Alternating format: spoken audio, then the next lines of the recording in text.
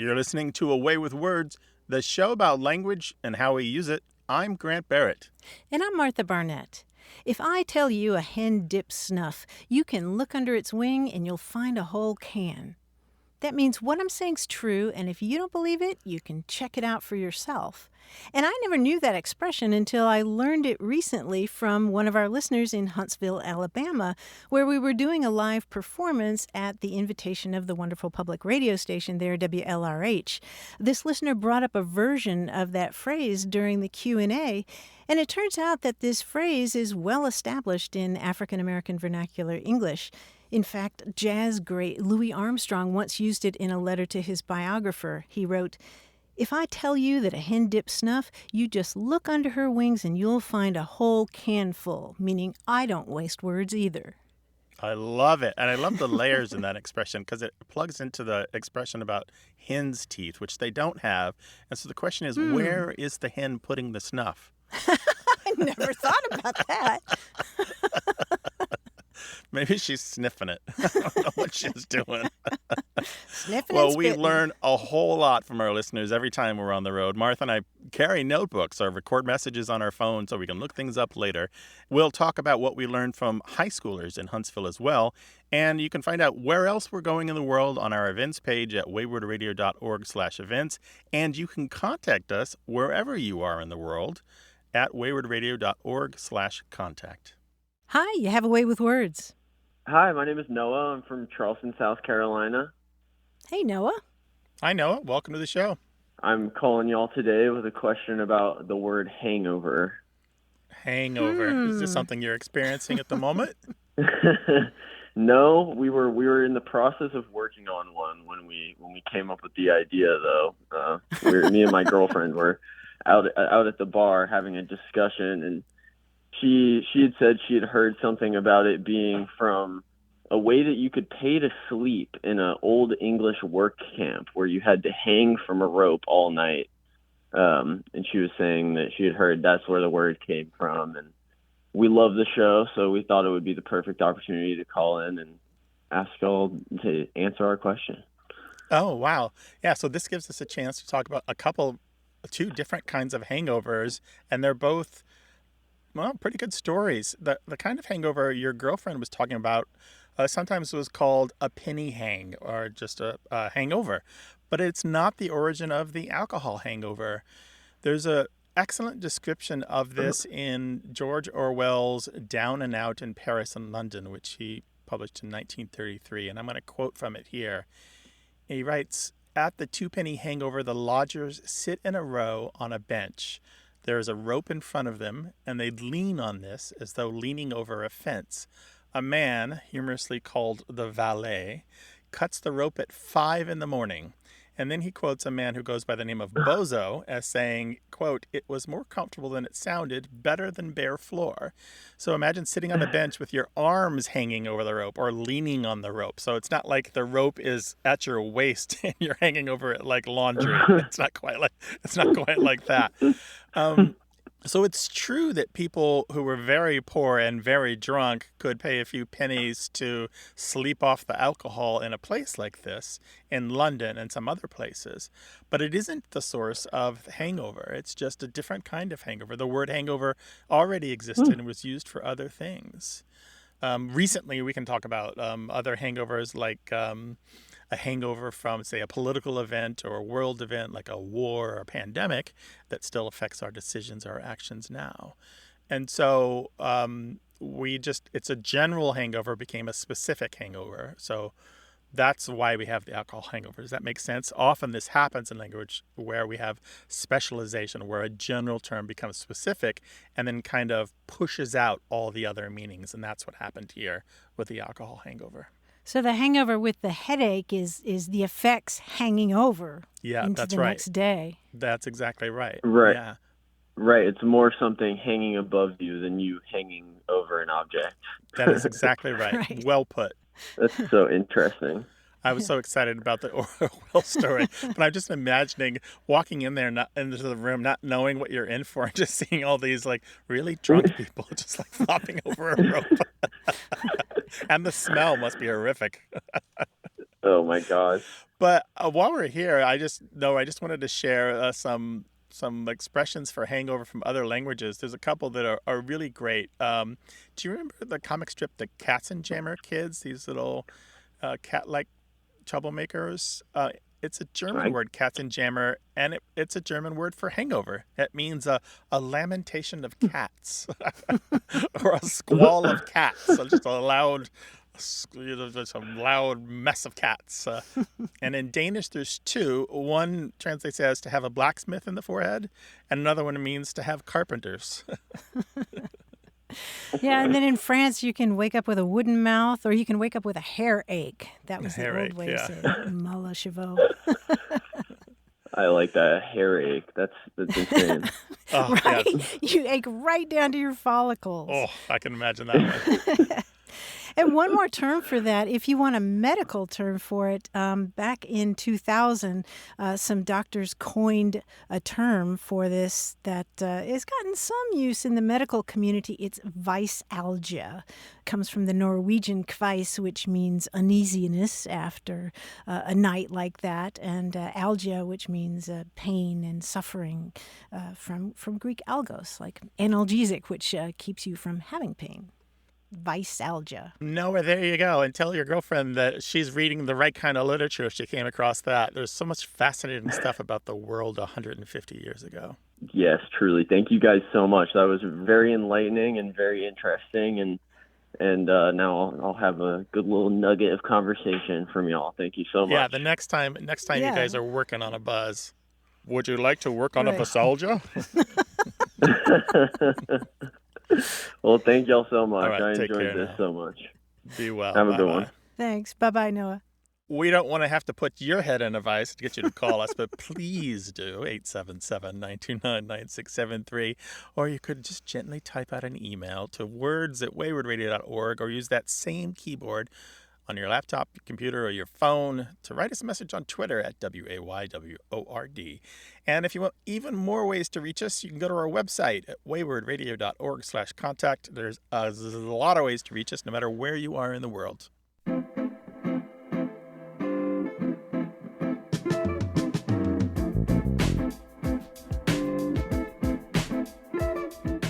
I was randomly paging through the Dictionary of American Regional English, which I am wont to do from time to time, and I came across a word that at first kind of jarred me, kind of shocked me. The term was bloody noun. Bloody noun? Yes, it's all one word, bloody noun. And, as a language person, I was thinking, what? That sounds terrible. Can we talk about this? We can. Okay. We can. In fact, probably our South Carolina listeners know where I'm going with this, because it turns out that bloody noun or blood noun is a very large bullfrog. It makes that deep sound that sort of sounds like bloody noun, and that word may come from the Gullah language. There's a word bloodynoun, which is a word for that kind of frog. From the Gullah language. Lovely. Mm-hmm. I want to hear the bullfrog sound, Martha. Oh, I think you'd be so much better at that than me. No, I've never heard it. You're in charge of this part of the show, Martha. Okay, South Carolina, let us know what a bloody noun sounds like. 877-929-9673. Hello, you have a way with words. Hello. Hello, who is this? This is Denise calling from Wisconsin. Hello, Denise in Wisconsin. I've lived here over 30 years now, but I was raised in South Central Pennsylvania. Uh-huh. I've used this word with my daughters while raising them. It's Shushly, and the context is kind of kids being too hyper, like stop being so Shushly. And when they've in turn used it now as young adults in their work environment or friends, people look at them like, what are you talking about? So we have this big argument or debate of whether this is a word or not. And I was hoping you could help me. I'm assuming it comes from some sort of Pennsylvania Dutch or German derivative, just because that was all around me. Yes. But please help me win this argument with my daughters. Well, your instincts are spot on, Denise. It's from Pennsylvania German, and that's spoken. That dialect is spoken in mainly Pennsylvania, but also some in Ohio and Indiana and a few other places. But Shushly means to rush or to do something in a quick way or a sloppy way, and Shushly can mean clumsy or fidgety. Schussel in German is spelled Schussel. That word means a dolt or a scatterbrain or somebody who's clumsy. And schusselig means hasty or clumsy or sloppy. And that has evolved over time to also mean wiggly or fidgety. So I was right. I'm right. Yeah. Heck yeah. Well, thank you so much. This has been an ongoing debate with my daughters, and I'm like, I'm not crazy. This is a word. It is a word. So, Denise, we're high-fiving you from afar. Yep. Take care. Thank you. Bye-bye. All right, you too. Bye-bye. All right. Bye-bye. At least 100 years of that word being recorded in Pennsylvania Dutch. So that means it's even older in this country. There is a longer expression in modern German, eine Sprung in der Schüssel haben, which means to be cracked in the bowl or the head, because there's all these puns in German about Schüssel and Schüssel. So one means bowl and one means scatterbrained. So they make puns about a cracked bowl and being a scatterbrain and stuff. Yeah. So there's lots of different kind of wordplay happening there. This is a multilingual country, and this is a multilingual show. Talk to us about the languages you speak. 877-929-9673. Email words@waywardradio.org, or talk to us on Twitter at WAYWORD.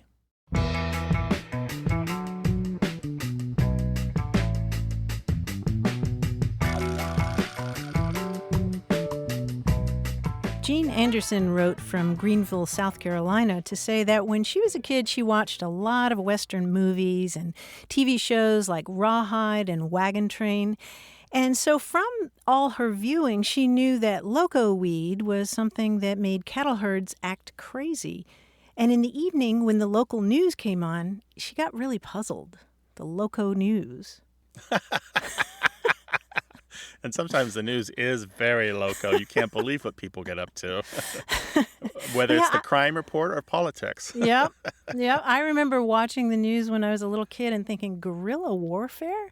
They're actually guerrillas fighting? Yeah, that's a super common one. Yeah, so loco weed is usually Jimson weed, though, right? Sometimes it's just marijuana. Right, there's that too, right? But it causes neurological effects in cattle and horses. She thought it was loco, the loco news. Yeah, the loco news. Share your childhood misunderstandings with us, 877-929-9673, or send them an email to words@waywardradio.org. More about language and how we use it as A Way with Words continues.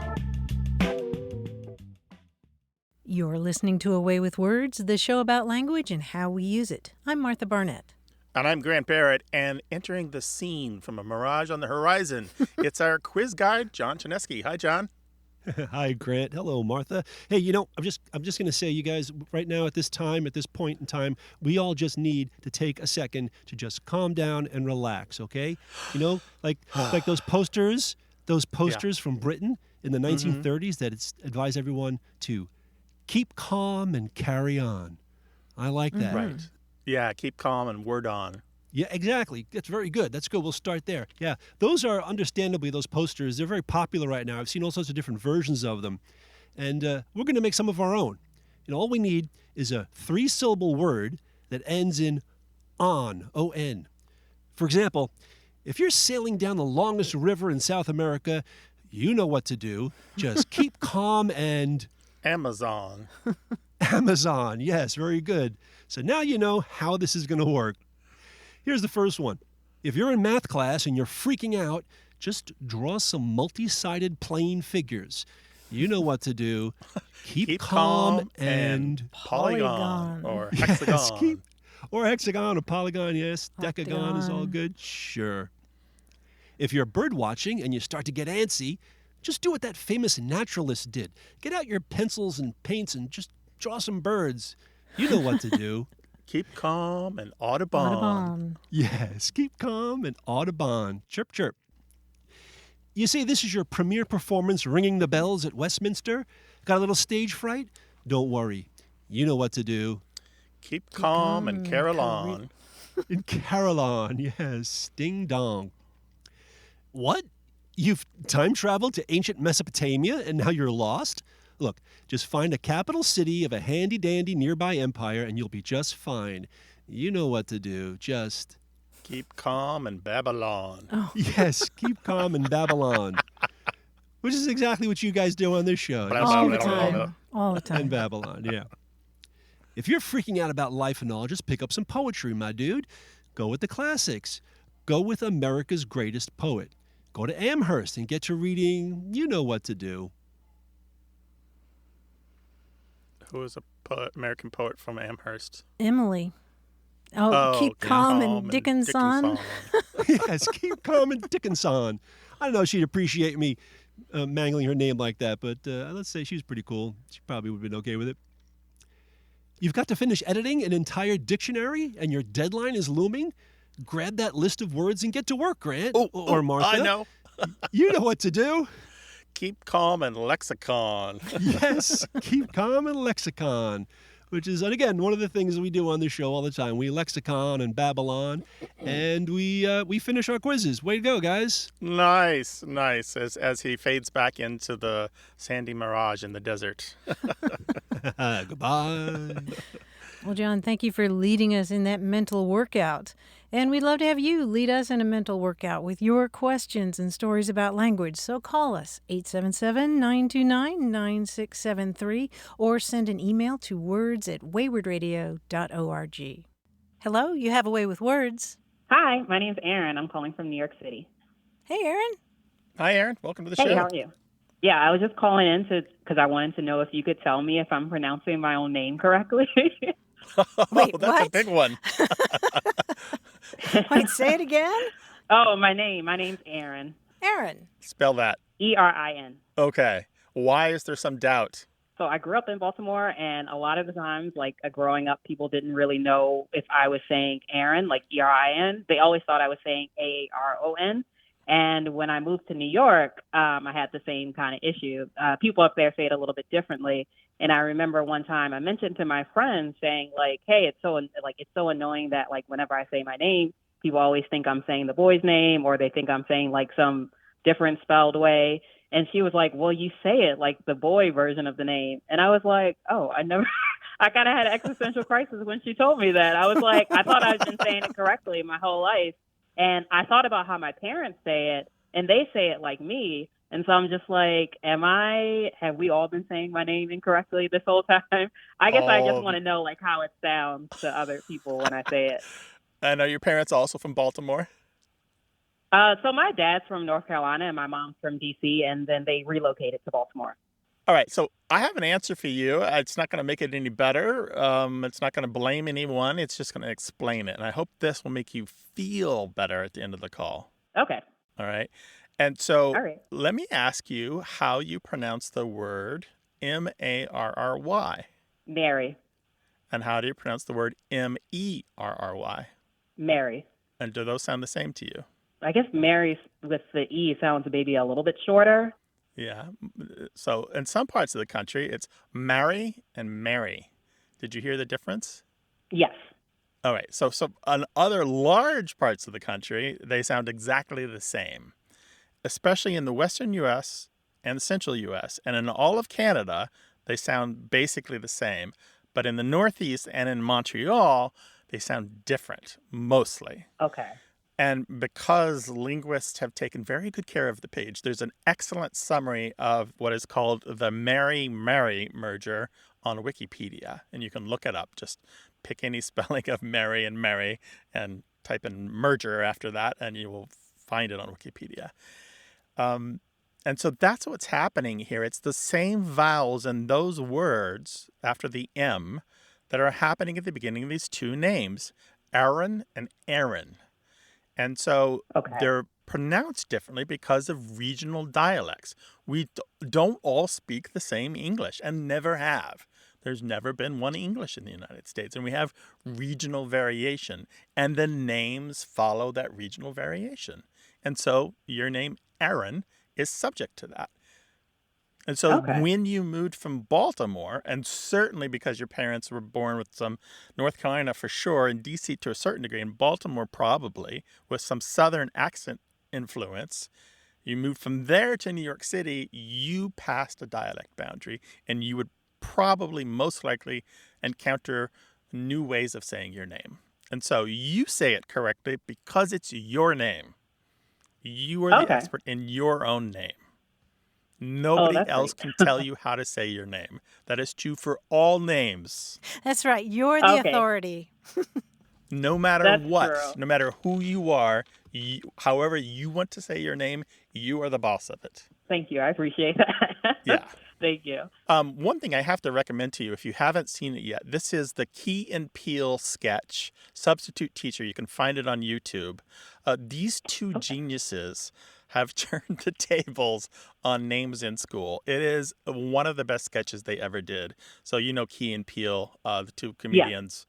Yeah. Again, the sketch is called Substitute Teacher, Key and Peele. You have to watch it. They poke fun of the pronunciation of names, including the boy's name, Erin. It is hilarious. It is astonishingly funny. You will love it. Yeah, you'll get a kick out of it. Thank you so much. Yeah. Yeah, I'll definitely watch that. Thank you. All right. Thank you for calling us, Erin. We're glad to call us again sometime, all right? All right. Thank you so much for taking my call. Have a great day. Yeah, sure. Take care. Be well. Bye-bye. Thank you. Bye-bye. I am ready to talk to you about your name. 877-929-9673. Email words@waywardradio.org or tell us on Twitter at WAYWORD.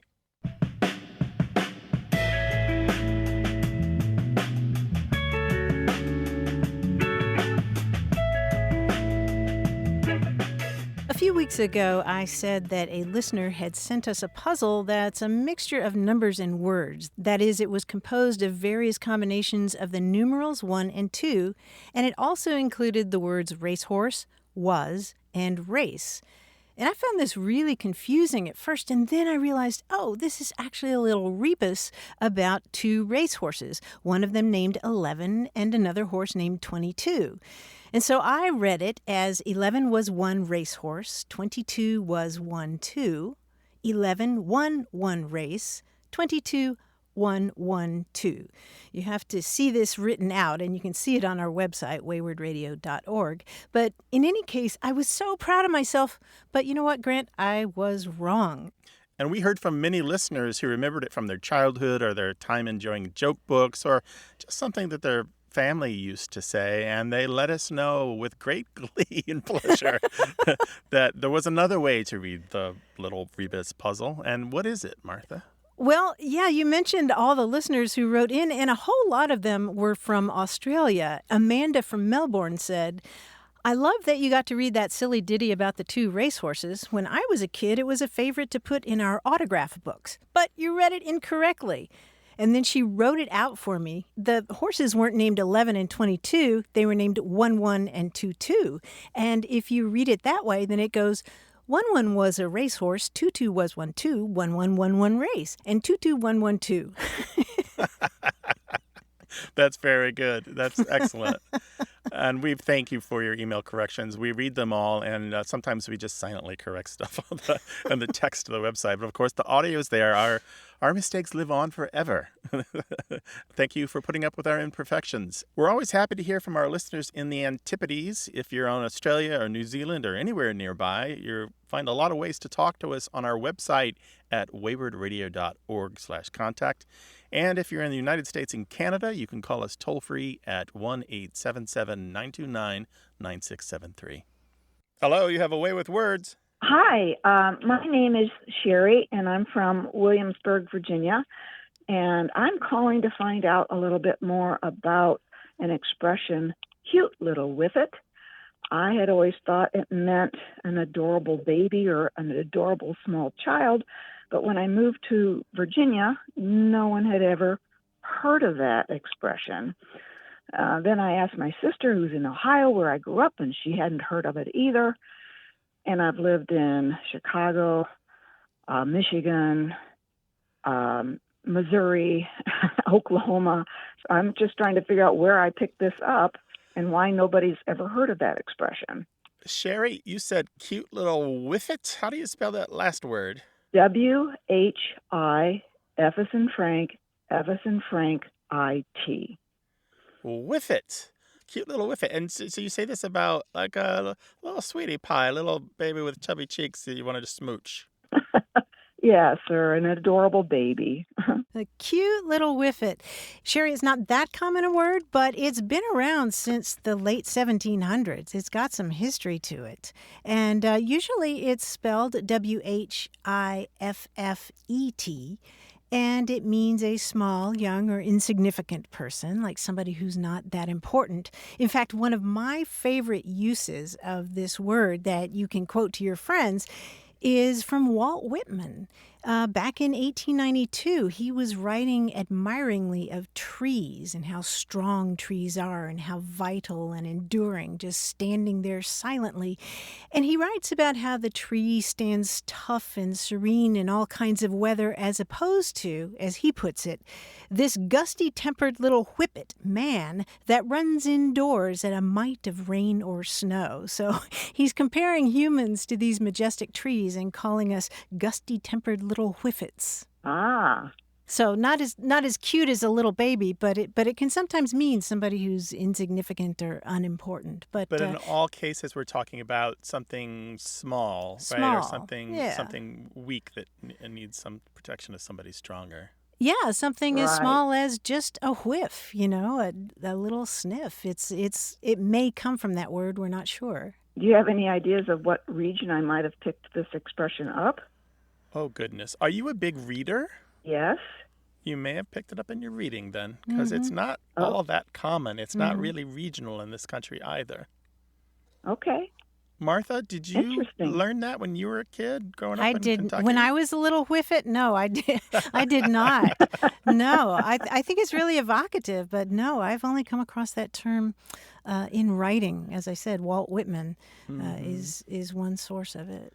Well, very good. Very good. Thank you for calling us, and call us again sometime. We always like to talk to the people who've lived all over and just have those moments where they brought this luggage with them and it's filled with words that nobody's ever heard of, and they unpack that word luggage and people are like, what you got in there? That's some strange stuff.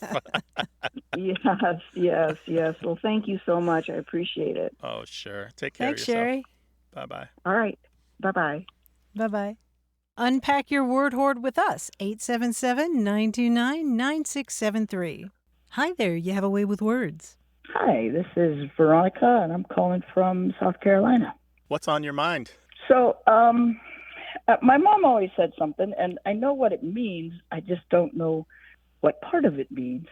So, if you were hanging something on a wall or building something or whatever, and it was just a little crooked, she'd say, well, that's leaning towards fissures. So I know what it means. It means whatever it is crooked.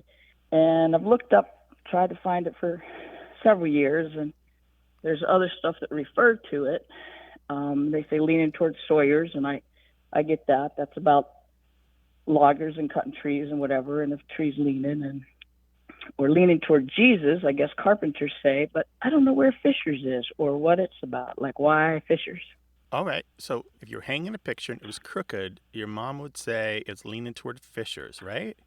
Sure. Or if you built something and it wasn't plumb, something was like a little sideways or not quite plumb or level. Yeah, leaning towards fissures, leaning towards sawyers, leaning towards Jesus. Now, all of these are connected. You've got all of the pieces here, and I'm going to hook them up for you. Here's the thing. The logging use of this is probably the original use. So what happens is when you've got people using a crosscut saw and they're pulling back and forth, if that saw gets in a bind, that is, the tree is so heavy that it stops leaning the wrong way, from being able to move, right? The tree isn't leaning towards the fall. Instead, it's leaning towards the saw. They can't move it. So it's leaning towards the sawyers. A sawyer is a person who saws. It's leaning Right. the wrong way. It's crooked. So it's literally leaning towards the sawyers. And so All right. it sounds like a last name. And the idea is that it was misunderstood outside logging as a last name and replaced with other last names.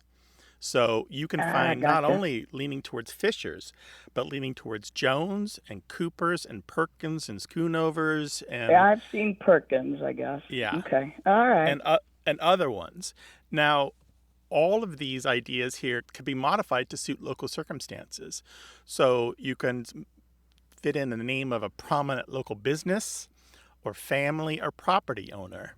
So no matter where you are, if you've got a local property owner whose name is Jones, you can joke that it's leaning towards the Jones, right? Okay. The Jones All right. property or the Jones business. Very cool. Well, Veronica, thank you for bringing that question to Yeah, us. it's cool, right? But I love that you came to this with so much information, and we were able to get it. So those pictures are straight. We've got a perfect line. That line is plumb. Thanks. Appreciate the information. All All right. Take care You guys now. have a great day. You too. Okay, Bye-bye. you Bye. too. Bye-bye. Martha, there's a little tangent I want to take. I mentioned about a saw being in a bind, and that is where we get in a bind. Really? The expression in a bind comes from logging. If a tree doesn't fall away in the direction you intend, it will trap or bind the saw blade, making it difficult to continue. Oh, wow. And so a logger might have originally said it was caught in the bind or caught in a box. But we get the idea of just being stuck and having no options from that expression of being in a bind. So it's kind of figuratively used in the rest of English from logging. I had no idea. We should do a whole show on logging language, log jam and debacle and all those kinds of things. By the way, there's another term from logging that I like. I wish we should also borrow into the rest of English. It's called a Samson pole. This is a long pole that you use to push on the tree to push it in the direction you want it to go. Oh, really? And it makes you strong like Samson in the Bible. Oh, like Yeah. Samson. And it gives you a haircut. Great. Yeah, I need a Samson pole to push my life in the right direction. Call us 877-929-9673. A Way with Words is about language seen through family, history, and culture. Stay tuned for more. You're listening to A Way with Words, the show about language and how we use it. I'm Grant Barrett. And I'm Martha Barnett. As we mentioned earlier, we just got back from doing appearances in Huntsville, Alabama, at the invitation of the local public radio station, WLRH. We spoke at the U.S. Space and Rocket Center there to WLRH listeners, but one of the highlights of our trip was a return visit to Lee High School, where we talked with students about the language that they use. And Grant, one of the things that struck me was coming there 4 years later was to find that some of them were still using the slang word forf, F-O-R-F.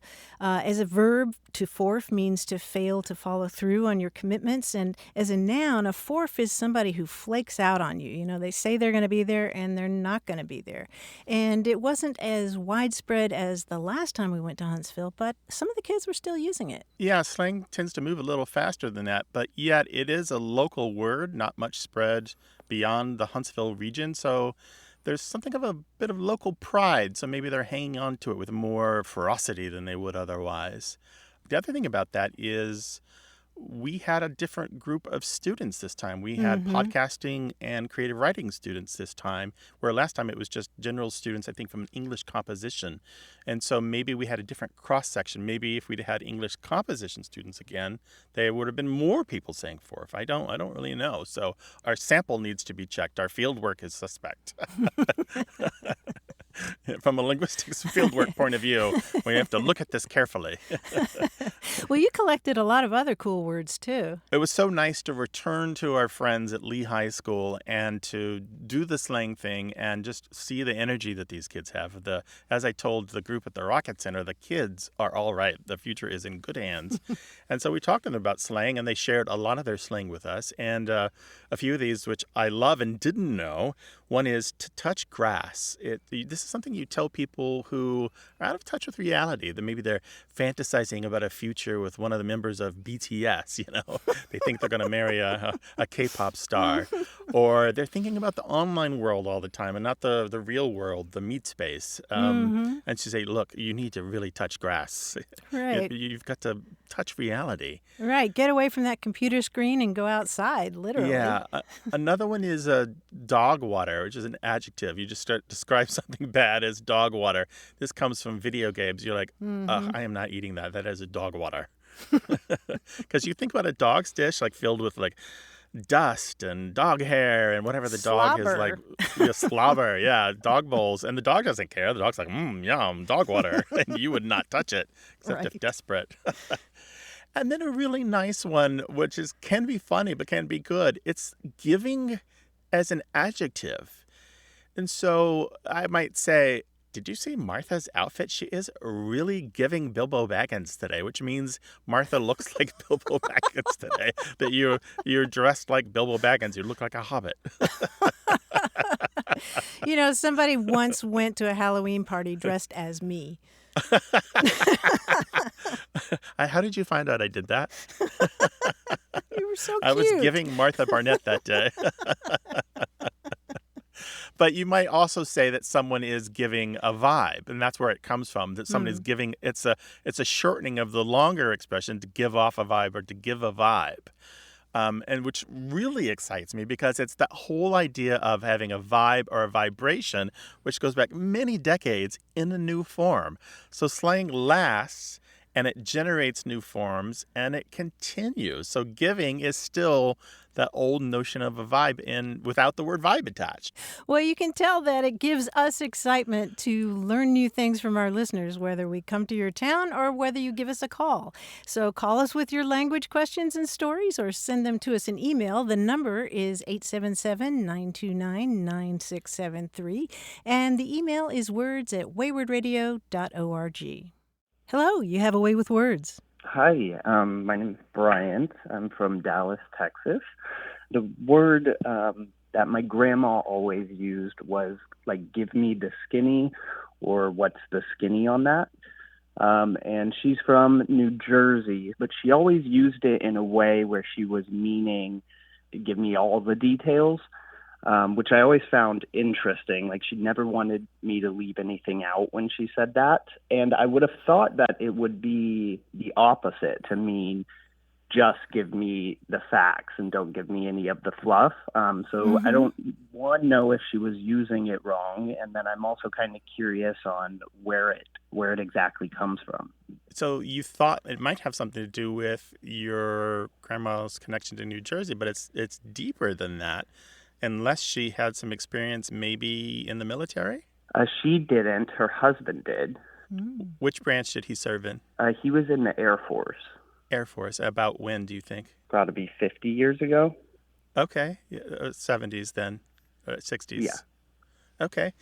So a lot of work has been done looking into the skinny to mean information or details by the members of the American Dialect Society email list, particularly Stephen Goranson and Ben Zimmer.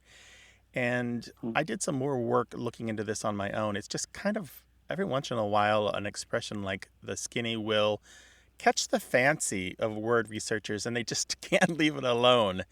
And this is one of those terms that they just keep going back to. And I kind of get it. It's something about that definite article in front of it. The skinny just makes it, you're like, why the skinny? Or why not some skinny or a bit of skinny? And so you feel like there should be a particular skinny out there.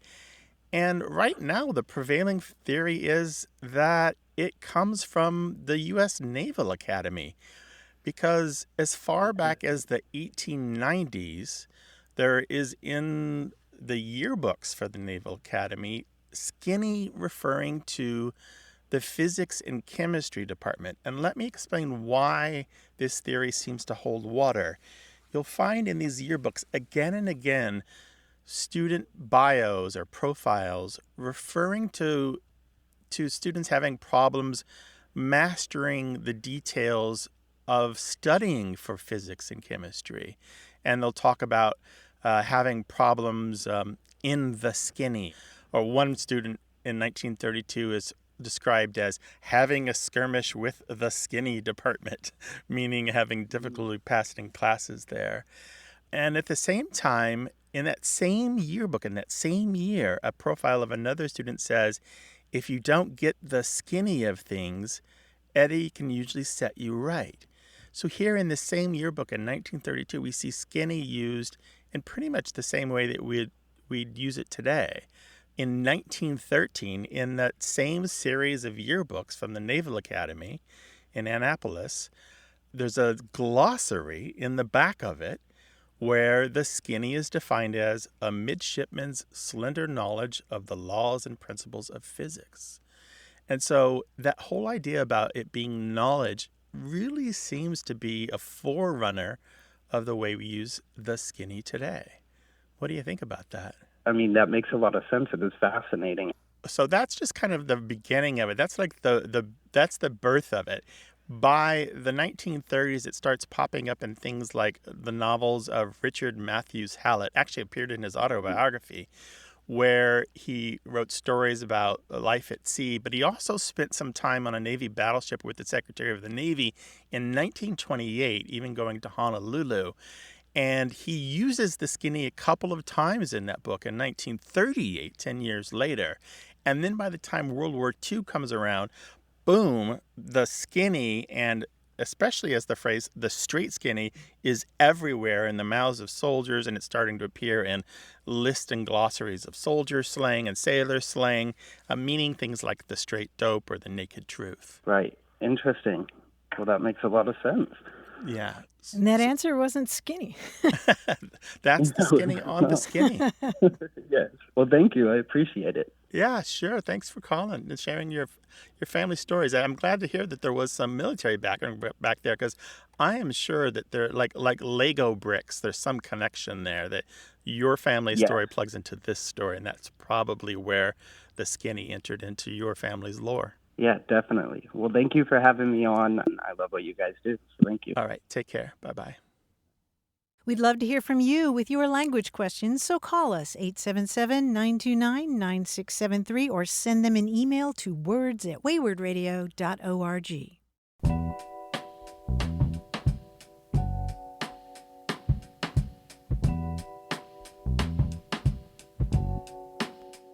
Here's one of my new favorite terms, custard wind. Isn't that beautiful? Custard wind? Custard wind. It's a type of wind. It's any of the cold easterly winds that are prevalent on the northeast coast of England in the spring. And custard wind may derive from the word coastward because, they're going toward the coast. So it's not about a perfect froth at the tip of the waves that the wind brings up. No, but that's beautiful. I would love to read a poem about custard wind. I know, and you'd have to have the right kind of sweater and wear the Wellingtons and walk along the beach with a stick to poke the sand and see what you could find. I could envision that day. Can you envision that day? Well, yeah, I was thinking of carrying a spoon and a custard with me. And you come back and your cheeks are red from the brisk breeze, and there's I was thinking of coming back to a warm custard pie is what I was thinking. We'd love to hear about what they say your way. We get calls and emails from around the world, and we welcome our worldwide callers. 877-929-9673 is toll-free in the United States and Canada, but there are lots of ways to reach us on our website at waywardradio.org/contact. Hello, you have a way with words. This is Larry Barwick. Where are you calling from, Larry? Cameron, South Carolina. All right. Cameron, South Carolina. Well, Larry, what's on your mind today? Well, I'm trying to find the source of the word guyascutus. Guyascutus. Tell us what that means. Well, that's what I was hoping y'all would tell me. No. Well, where'd you hear it? A friend of mine from Johns Island, South Carolina, when she was a child growing up, her mother told her sisters and her brother not to go out in the woods by themselves, or the guyascutus would get them. The guyascutus. Apparently, it's something that lives in the woods. Yeah, it sure does. Yeah, Larry, the guyascutus, that's a name for a mythical monster, and it's usually spelled Gyascutus, guyascutus, which sounds scary in and of itself. That was really a popular term in the mid-1800s in this country, and the guyascutus was this imaginary animal that was really fearsome. There's a lot of folklore about it, and it takes different forms in different parts of the country. In the eastern United States, sometimes it was described as this monster about the size of a deer with rabbit ears and sharp teeth and telescopic legs that it could shorten and lengthen at will so that it could graze on steep hillsides. And out west, sometimes it was described as a rodent that was 9 feet long and 3 feet tall. It sort of had scales like armadillos and projections like a stegosaurus on its back.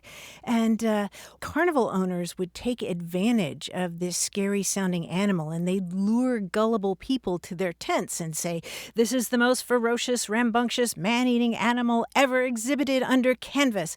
And they talk about how scary this monster is, and then when the last ticket's been sold, the proprietor rushes out of the tent and says something like, "Run for your lives, ladies and gentlemen! Escape before you're swallowed alive! The guyascutus is busted loose." That would send me running.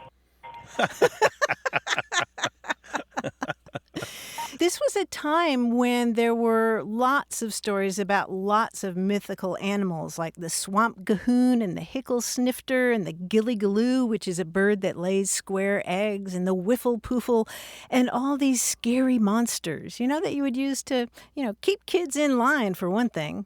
Well, I guess it worked. It sure did. They made it to tell the story to the next person. They sure did. Larry, thank you so much for your call. We really appreciate it. All righty. Well, be careful. Watch out for that guyascutus. It'll get you. Take care. Bye now. 877-929-9673. Hello, you have a way with words. Hey, this is Mickey calling from New Braunfels, Texas. Hey, Mickey, welcome to the show. What can we do for you? So I've been thinking about this for a while and finally got up the nerve to call. But my mom does this thing, and she's the only one I've ever heard do this. And I'm curious if she's the only one. If she's not, where it might have come from, she has no idea. But she'll do this thing where she'll, kiddingly, if she wants to know if you acknowledge what she's saying, she'll be like, are you picking up what I'm putting down? Are you smelling what I'm stepping in?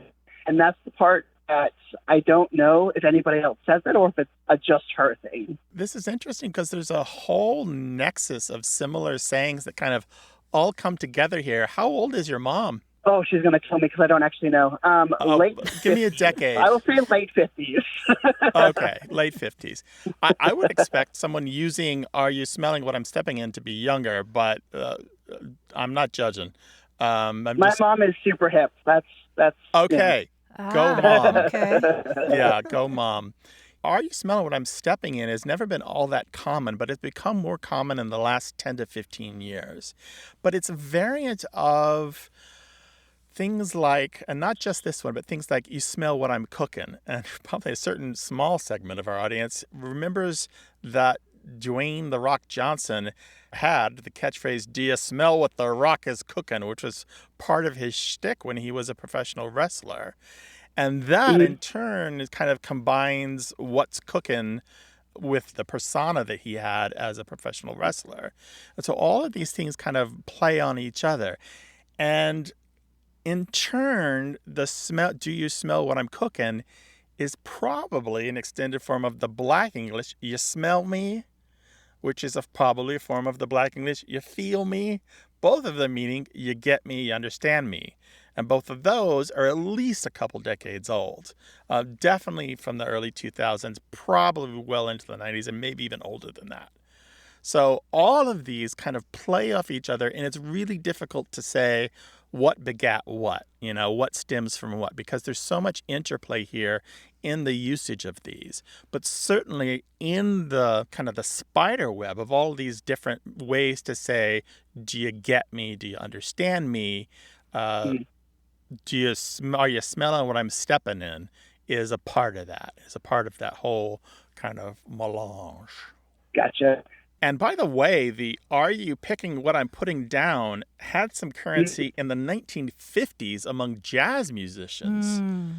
And that just is a play on just the general English. It's not even really slang, to pick up on, which means to gather or to understand or to perceive. That is interesting. All right. Well, take care of yourself, Mickey, and give our best to your mom. All right. Thank you so much. All right. Bye-bye. Bye. Thanks, Mickey. Bye-bye. No matter how old you are, young or old, whether you're 8 or 88, we'd love to hear from you about the new language you're finding and using. 877-929-9673 is toll-free in the United States and Canada, 24 hours a day. Our team includes senior producer Stephanie Levine, engineer and editor Tim Felton, production assistant Rachel Elizabeth Weisler, and quiz guy John Chinesky. We'd love to hear from you, no matter where you are in the world. Go to waywardradio.org/contact. Subscribe to the podcast, hear hundreds of past episodes, and get the newsletter at waywardradio.org. Whenever you have a language story or question, our toll-free line is open in the U.S. and Canada, 1-877-929-9673, or send your thoughts to words@waywardradio.org. A Way with Words is an independent production of Wayward Inc., a nonprofit supported by listeners and organizations who are changing the way the world talks about language. Special thanks to Michael Breslauer, Josh Eccles, Claire Grotting, Bruce Rogo, Rick Seidenworm, and Betty Willis. Thanks for listening. I'm Martha Barnett. And I'm Grant Barrett. Until next time, goodbye. Bye.